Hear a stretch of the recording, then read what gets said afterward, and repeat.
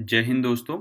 इस वीडियो में हम प्रीलिम पॉइंट ऑफ व्यू से मॉडर्न इंडिया के 10 एमसीक्यू डिस्कस करेंगे। मॉडर्न इंडिया का हमारा ये थर्ड पार्ट है, तो शुरू करते हैं। फर्स्ट एमसीक्यू है आपका, consider the following statement regarding Anglo Maratha wars. First statement है, the first Anglo Maratha war happened during the reign of Lord Warren Hastings. Second statement है, the Pindaris were one of the main factor behind the Second Anglo-Maratha War.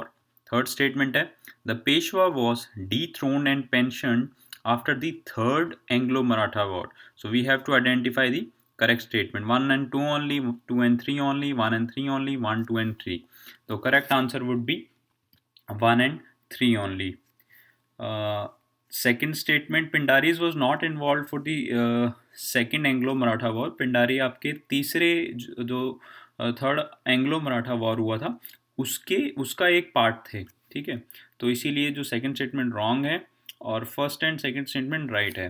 तो अगर हम इसको थोड़ा brief में Anglo Maratha war की थोड़ा ब्रीफ हिस्ट्री हम जानना चाहें तो बेसिकली क्या हुआ था कि 1689 में औरंगजेब ने जो शिवाजी के पोते थे साहू और उनकी मदर को एज अ प्रिजनर रखा हुआ था 1689 में। फिर क्या होता है 1707 में औरंगजेब की मृत्यु के बाद इन साहू को जेल से छोड़ दिया जाता है। तो जब साहू जेल से छोड़ दिए जाते हैं तो उस टाइम उधर कोल्हापुर में उनकी जो चाची थी ताराबाई, वो बेसिकली अपना शासन कर रही होती थी। ताराबाई बेसिकली राजा राम की पत्नी थी और वो अपने बेटे को, उनके बेटे का नाम था शिवाजी द्वितीय। शिवाजी द्वितीय को जो है पेशवा बनाना चाहती थी।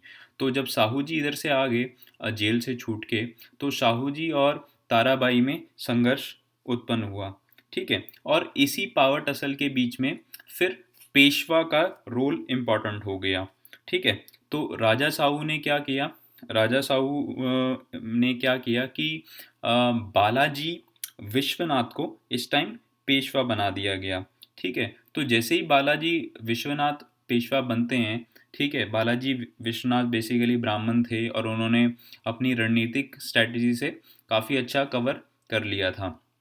काफ़ी अच्छे एरियाज उन्होंने जीत लिए थे। तो बालाजी विश्वनाथ के जो कार्यकाल को पेशवा बहुत ही मतलब ताकतवर हो गया था, राजा से भी ताकतवर आप कह सकते हैं। तो इस काल को बेसिकली आप पेशवा आधिपत्य का दूसरा काल कह सकते हैं, ठीक है। तो अभी पेशवा कौन है, बालाजी विश्वनाथ। तो बालाजी विश्वनाथ का जो कार्यकाल है जो पेशवा का, वो 1720 तक रहा, ठीक है। 1720 के बाद बालाजी विश्वनाथ के जो पुत्र हैं बालाजी बाजीराव प्रथम, वो पेशवा बनते हैं। तो 1720 से लेकर 1740 के बीच में बाजीराव प्रथम पेशवा रहते हैं। उन्होंने भी कई कई काम किए, तो कई राज्य जीते उन्होंने, ठीक है। उसके बाद 1740 में जो है बाजीराव प्रथम की मृत्यु हो जाती है और फिर बाजीराव का बेटा, 18 साल का बेटा जिसका नाम था बालाजी बाजीराव, वो फिर 1740 में पेशवा बनता है, ठीक है। तो 1740 से जो आपका बालाजी बाजीराव था, उसका कार्यकाल 1740 से 1761 तक रहता है। और 1761 में अगर आपको याद होगा तो पानीपत का तृतीय युद्ध वो भी 1761 में हुआ था, मराठा और अहमद शाह अब्दाली के बीच में। ऑल्दो जो बाजीराव बाजीराव आपका प्रथम था, बेसिकली वो इस क्या कहते हैं, इस थर्ड बैटल ऑफ पानीपत में नहीं गया था।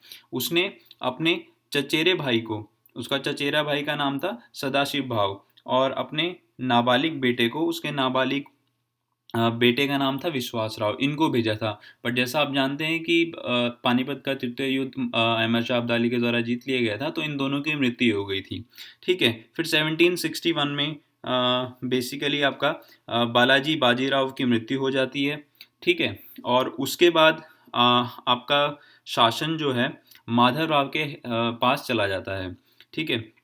माधवराव 1761 में पेशवा बनता है, ठीक है ना। बट माधवराव का कार्यकाल भी थोड़ा लंबा, ज़्यादा नहीं होता, 11 साल का रहता है, और 1771 में माधवराव की क्षय रोग से मृत्यु हो जाती है, ठीक है। अब 1771 में बेसिकली उसके बाद पेशवा तो बनना चाहता था रघुनाथ राव। रघुनाथ राव कौन था? रघुनाथ राव जो बालाजी बाजीराव थे उसका भाई था। बट बनता कौन है? माधव राव का भाई, या जिसका नाम था नारायण राव, ये पेशवा बनता है, ठीक है। नारायण राव की बट 1773 में मृत्यु हो जाती है। और अब तो रघुनाथ राव जो पेशवा बनना चाहता था, उसे लगा कि अब मैं पेशवा बन जाऊंगा।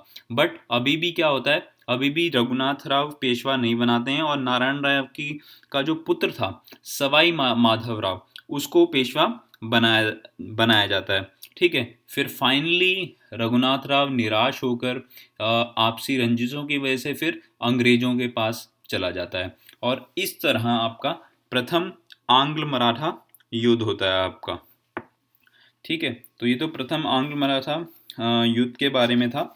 इसके बाद क्या होता है कि इन इन लोगों में आपसी पावर टसल कॉन्टिन्यूस चल रहा होता है, ठीक है। उसके बाद जो प्रथम आंग्ल मराठा युद्ध होता है वो बेसिकली आपका लॉर्ड वेलेस्ली के कार्य सॉरी वॉरेन हेस्टिंग के कार्यकाल में होता है। वॉरेन हेस्टिंग का जो कार्यकाल था बेसिकली वो आपका 1772 से 85 के बीच में था, ठीक है।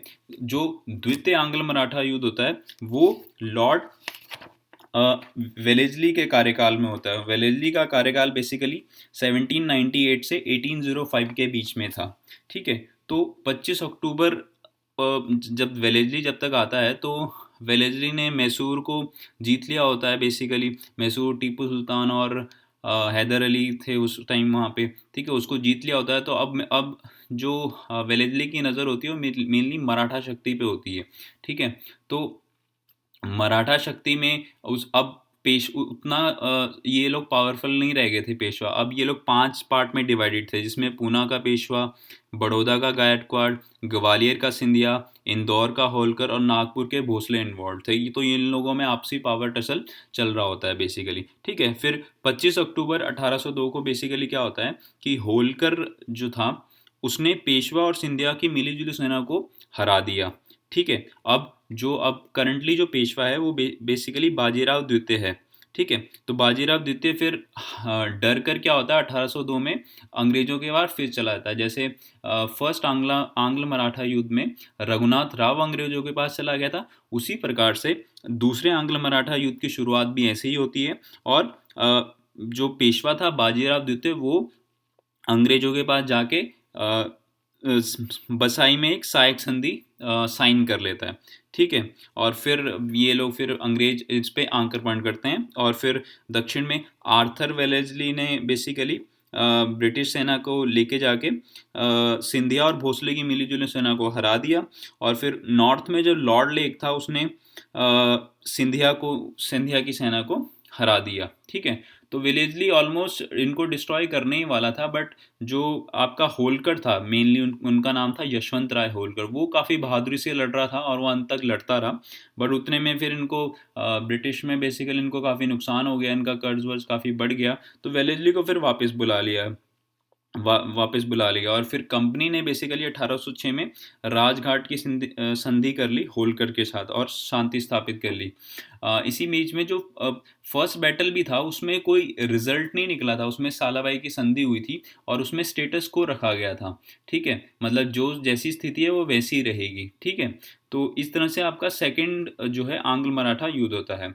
जो थर्ड आंग्ल मराठा युद्ध होता है वो बेसिकली लॉर्ड हेस्टिंग के कार्यकाल में होता है, ठीक है। लॉर्ड हेस्टिंग आपके बेसिकली जो कार्यकाल था वो 1813 से 1822 के बीच में था, ठीक है। तो इस वॉर में तो अब थोड़ा सा ही ताकत रह गई थी, क्योंकि जैसे कि आप जानते हैं कि सेकंड आंग्ल मराठा युद्ध बिना किसी वॉर के ही हो गया था। बट मराठा इतनी जल्दी हार नहीं मानने वाले थे, तो फिर सेकंड आंग्ल मराठा युद्ध में भी अंततः मराठाओं की हार होती है, ठीक है। और ये शुरू कैसे हुआ था बेसिकली कि पेशवा जो थे उसने पूना में जो अंग्रेज रेजिडेंट था उस पे हमला कर दिया था, ठीक है। और अप्पा साहब ने जो थे नागपुर में स्थित रेजिडेंटी पे हमला कर दिया था, और माधवराव होलकर जो है युद्ध की तैयारी करने लग गए थे, है ना। बट फिर फाइनली फिर वो अंग्रेज इनको कैप्चर कर लेते हैं और फाइनली मराठा को हरा देते हैं, ठीक है। और फिर जो पेशवा था उसको गद्दी से उतारकर तृतीय आंग्ल मराठा के युद्ध के बाद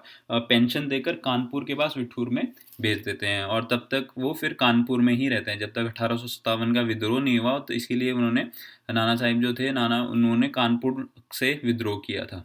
तो ये थे 3 आंग्ल मराठा युद्ध।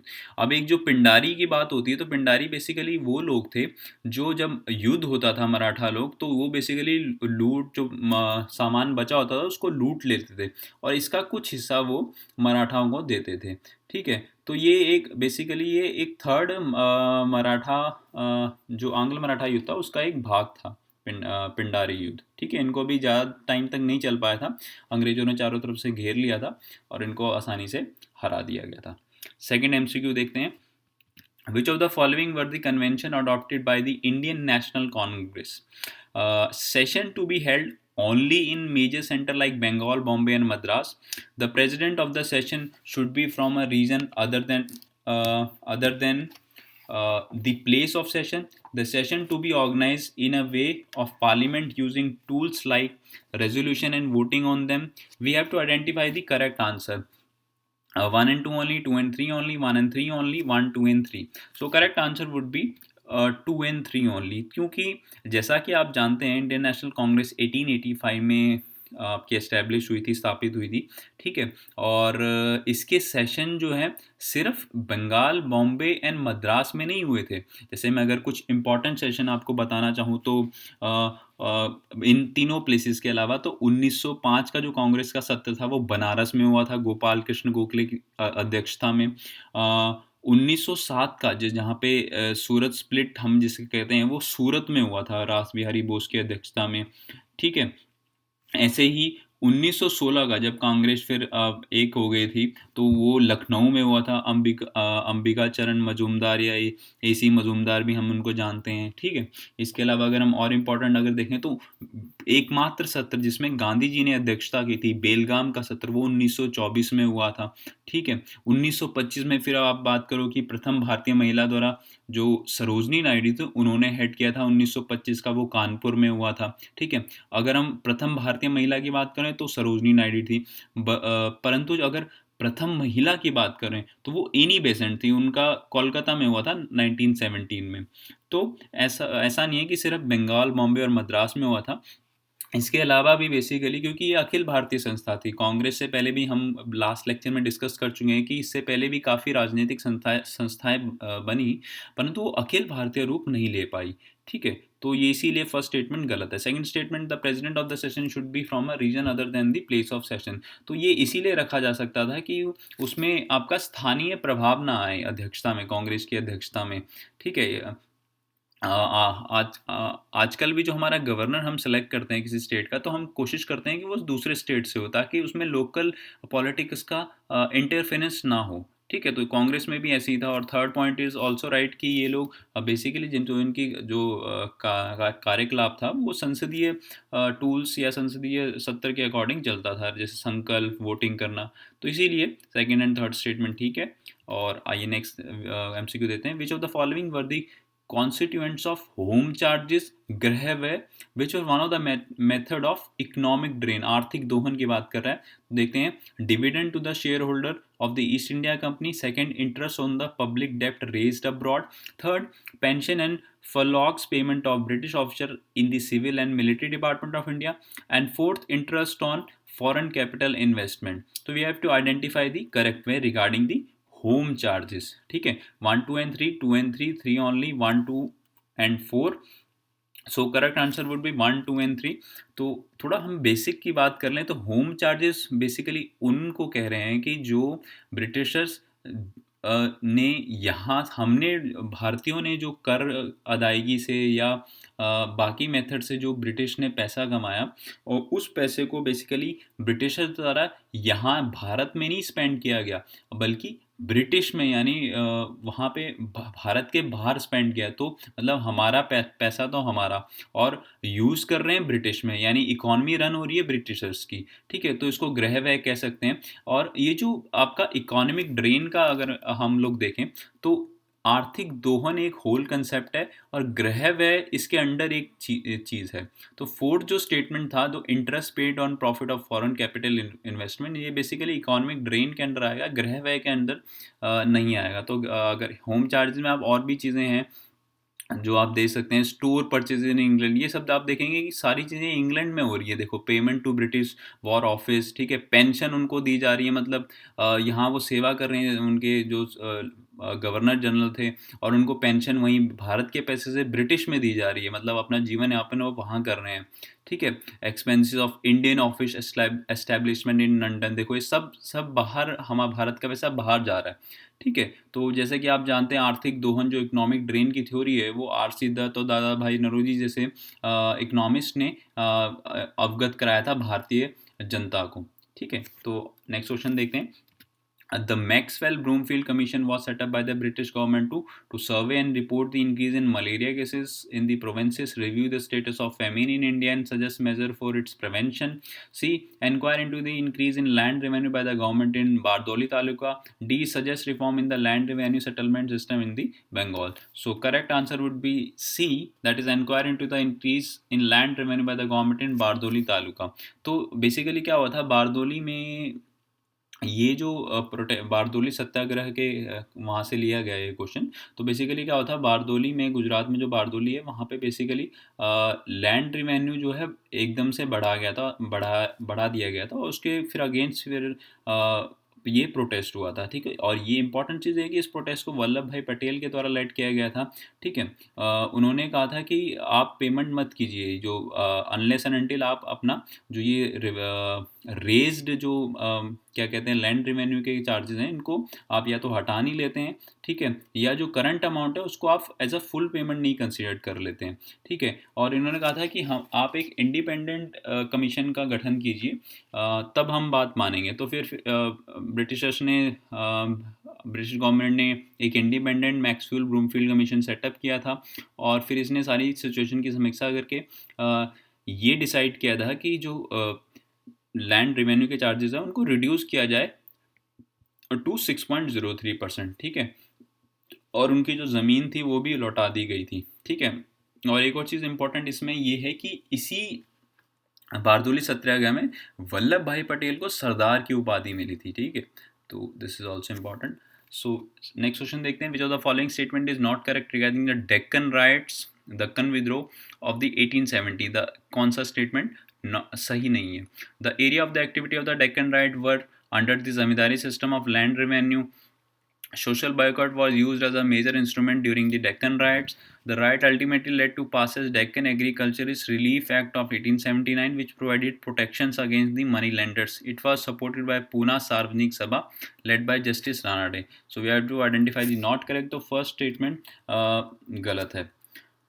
क्यों गलत है इसमें, अगर हम थोड़ा बेसिक अगर जाने, तो बेसिकली डेक्कन राइट दक्कन में बॉम्बे का जो डेक्कन रीजन था उसमें बेसिकली ब्रिटिशर्स ने, जैसे आपको पता है कि 3 टाइप की इंडिया में टैक्स सिस्टम लागू किया था, जैसे परमानेंट सेटलमेंट सिस्टम, ठीक है, Mahalwari system and ryotwari system. Basically permanent settlement से पहले आपका इजारेदारी व्यवस्था थी। ठीक है, तो रैयतवाड़ी में क्या किया इन्होंने, यहाँ पे दक्कन में बेसिकली इन्होंने डायरेक्टली रैयत मतलब किसान, डायरेक्टली किसान के साथ कॉन्ट्रैक्ट कर लिया कि भैया आपकी इतनी ज़मीन है, इतना आपका फसल होता है, और आपको इतना जो है आपको टैक्स देना पड़ेगा।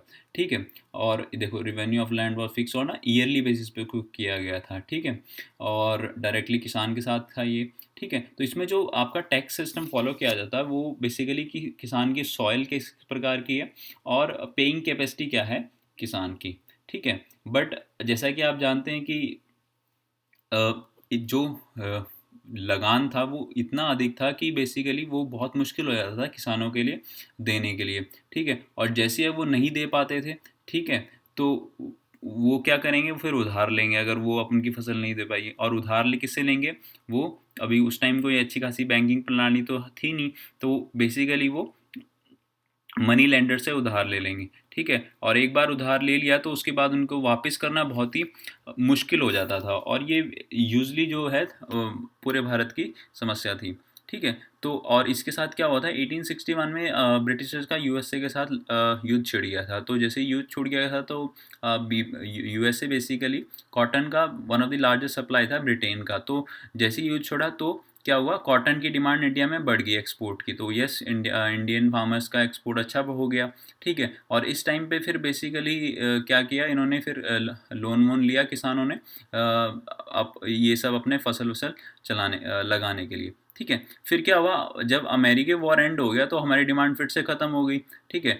बट अब क्या हुआ, लेंडर ने जब वो जितना उस टाइम तो वो लोन दे रहे थे अच्छा खासा, बट अब इन्होंने लोन देने से मना कर दिया कि ठीक है, अब मतलब रिफ्यू मना करने लगे किसानों को। तो फिर किसानों में फिर असंतोष जाग गया, और इसीलिए जो ये आपका बेसिकली रिवोल्ट था, डेक्कन रिवोल्ट ऑफ 1870, ये बेसिकली मनी लेंडर्स के अगेंस्ट था, ठीक है। इसीलिए आपका जो फर्स्ट स्टेटमेंट है वो गलत है, ठीक है। फिर मनी लेंडर्स के अगेंस्ट था तो इन्होंने जब किसी भी मेथड से मनी लेंडर्स नहीं मान रहे थे, चाहे वो कोर्ट के या उसके मेथड से, तो फिर इन्होंने क्या किया, सोशल बायकॉट करना शुरू कर दिया मनी लेंडर्स का, ठीक है।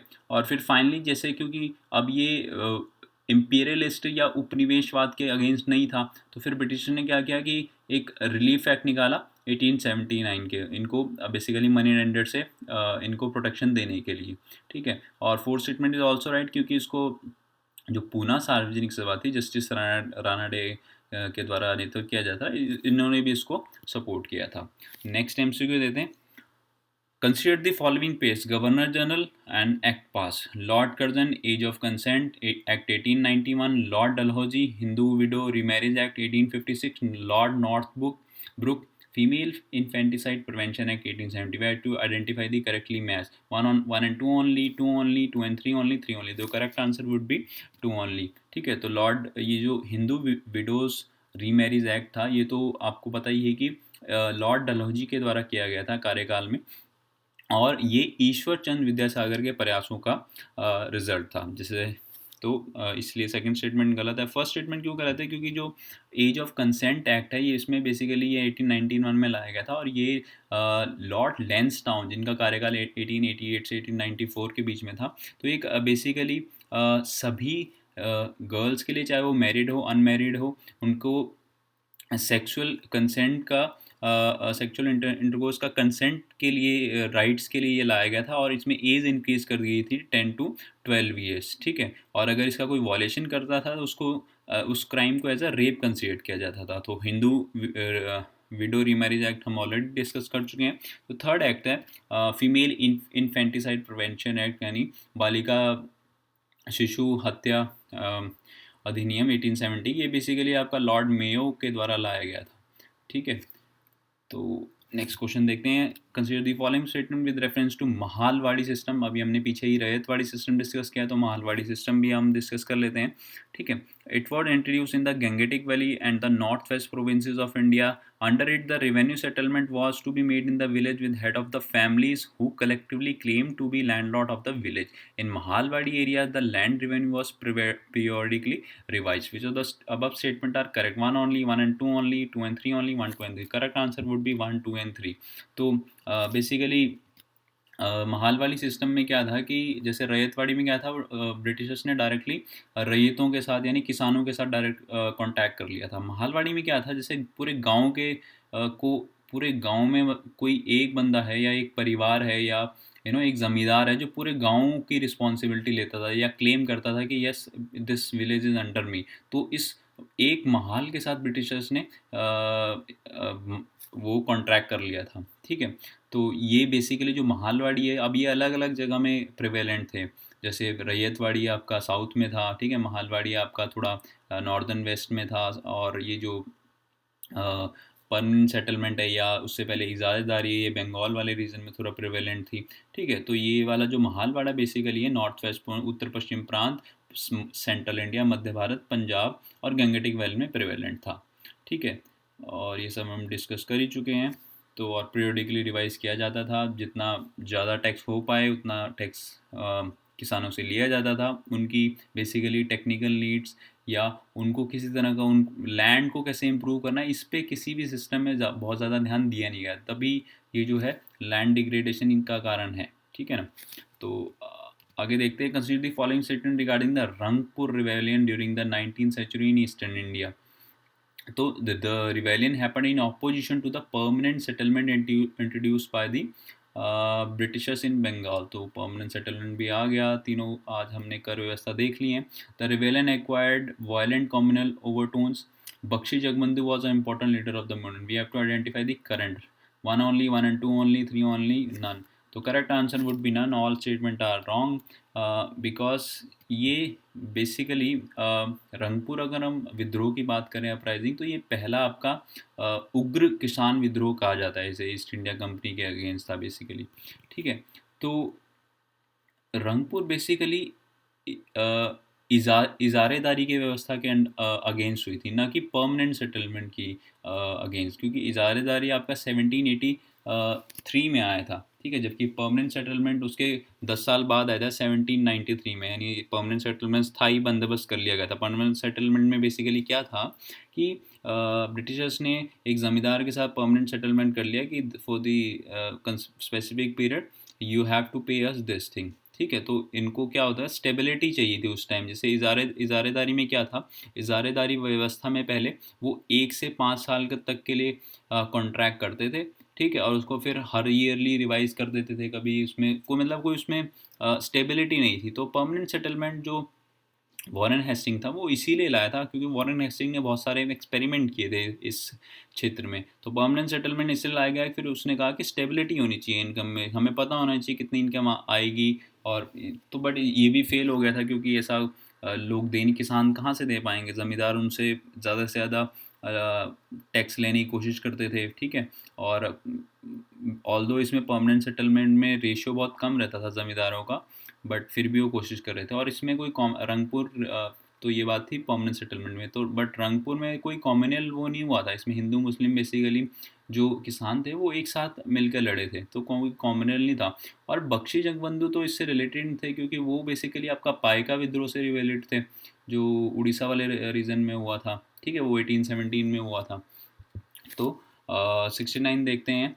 Consider the following publication. Bhawani Mandir, Vartaman Rananiti और संध्या। तो we have to identify the journal and newspaper that are revolutionary ideas को जिन्होंने इंडियन फ्रीडम स्ट्रगल में बल दिया था। तो 1, 2 एंड 3, 1 एंड 2, 2 एंड 3, 1 एंड 3 ओनली। तो correct answer would be 1, 2 and 3। तो तीनों ही बेसिकली ये इन्होंने जो क्रांतिकारी थे उनके विचारों को आगे बढ़ाया था।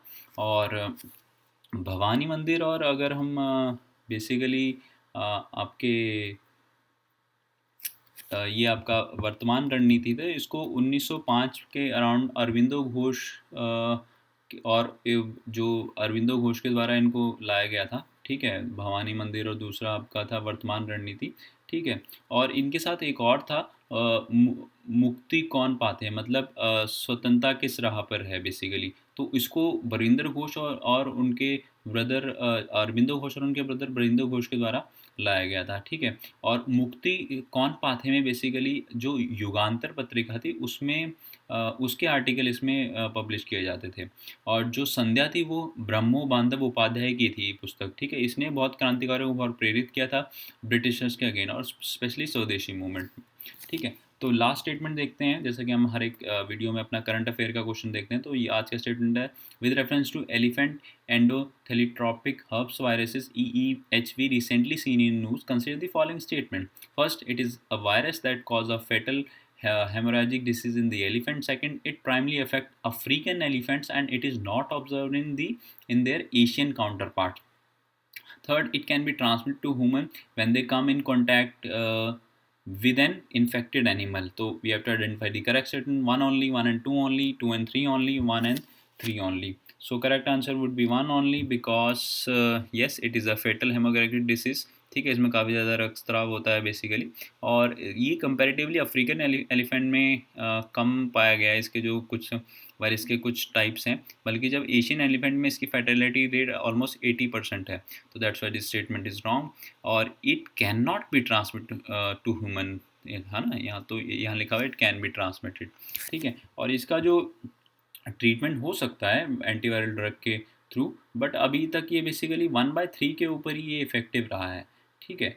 तो ये था आपका एलिफेंट एंडोथेलेट्रोपिक हर्ब्स वायरस के बारे में। ठीक है? तो आज के लिए इतना ही। धन्यवाद। जय हिंद।